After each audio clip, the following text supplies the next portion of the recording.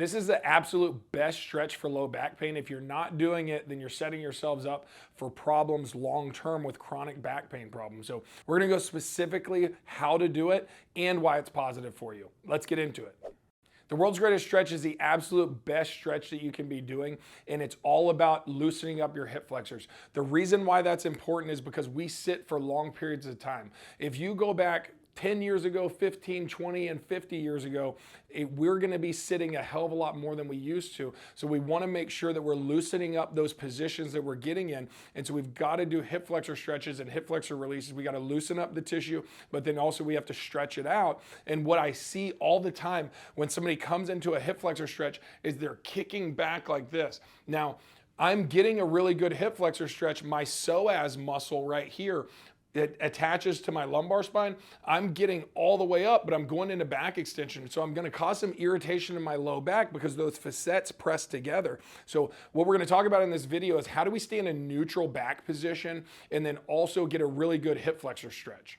The first thing to remember is that we want to avoid hyperextension. So when I come forward like this, I am not trying to extend in my low back. I want to stay in a neutral position with my back while I'm doing this. So I can drift more forward into this stretch. I can get my hip flexor, and then we're going to have some tricks that we'll go through specifically in each one of the stretches. We're going to have a varying degree of each stretch based on your ability to get up and down from the ground, whether you're comfortable with it, but then also what's the best stretch for you, because we want to progress over time. The second thing that we have to think about is reciprocal inhibition.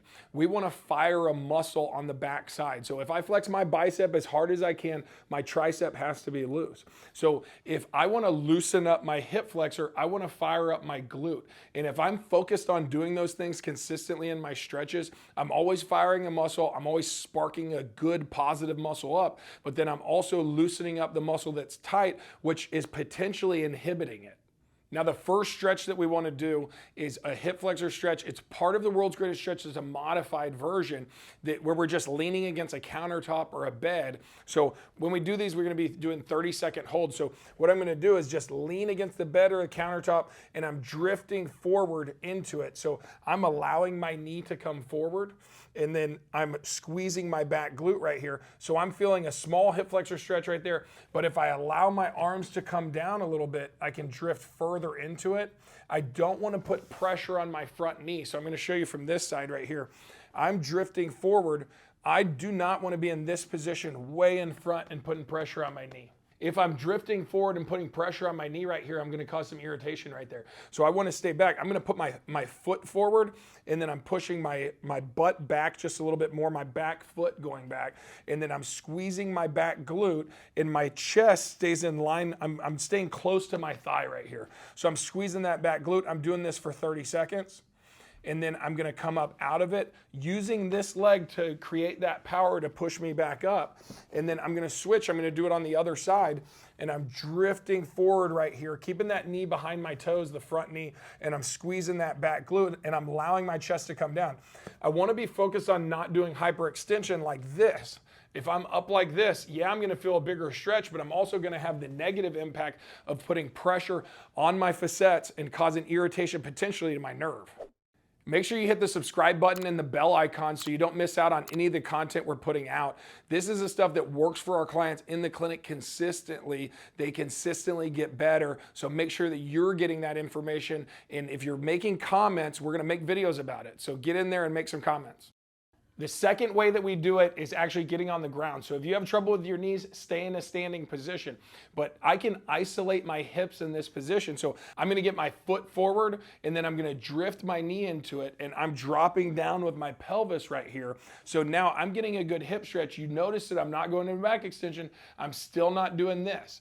This is gonna give me a bigger stretch, but I don't need it because there's negative implications to it. So I'm gonna stay with this thigh as I come down.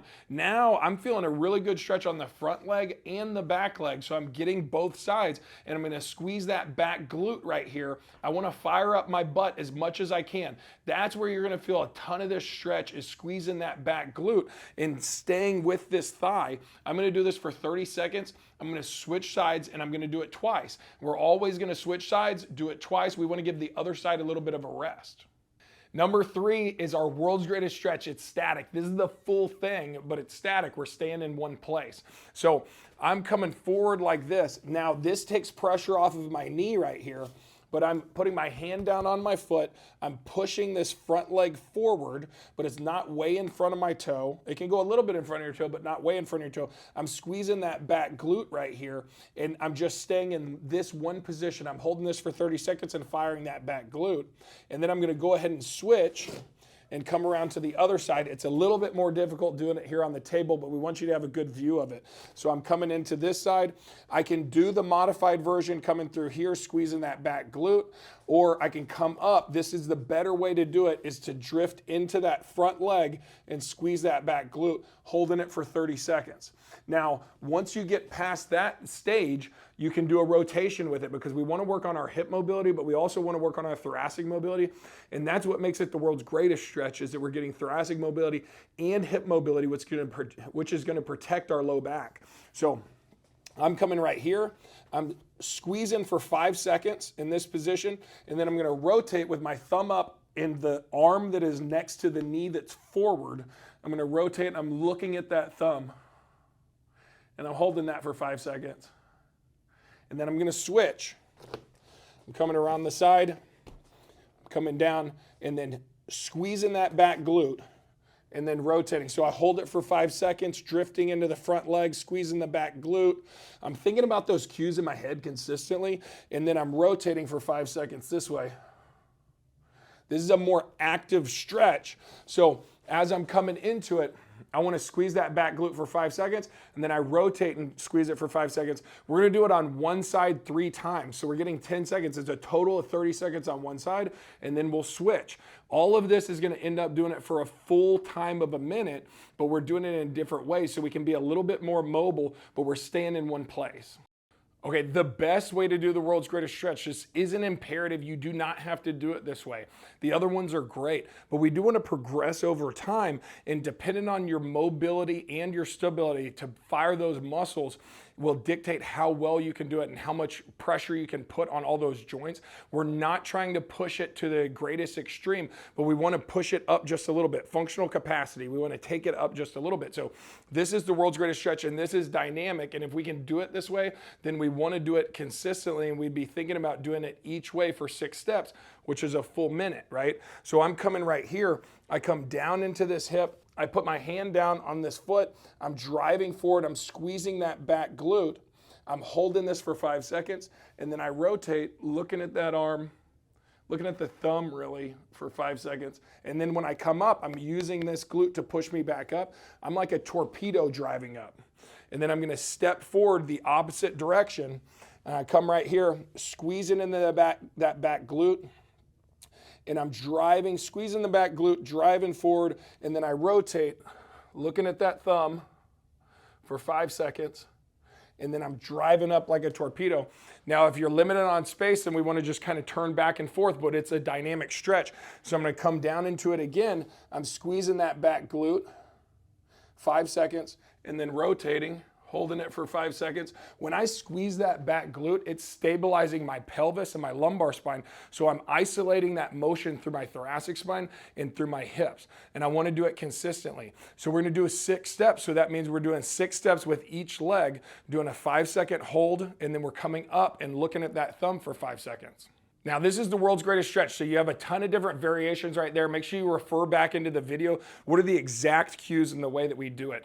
One thing that's really important to us here at the clinic is that people are doing these exercises as perfectly as possible. We're trying to redistribute motion through different areas of the body so that we can make the body not wear so fast in our lumbar spine, in our neck, in the areas in our knees. So we want to take stress off of our knees, our lumbar spine, and our neck. That's where we see the majority of the problems. So we're redistributing that stress up to our thoracic spine, into our hips, into our ankles. We need mobility in those areas, and we need to maintain it long term.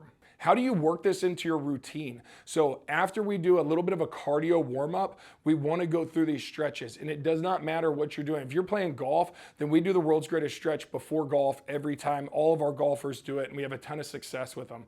If you're going to the gym and you're working out, if you're doing legs, and it's absolutely imperative. But if you're not doing legs, if you're doing upper body, it has an upper body component to it. So we want to consistently do this, and we want to challenge ourselves.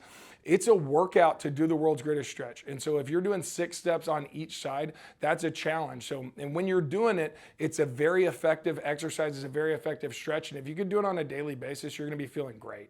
Make sure you check out the videos on the page. There we have a ton about back pain, knee pain, neck and shoulder pain. We need the mobility from the world's greatest stretch with all of them, but check them out. Get mobile and stay active.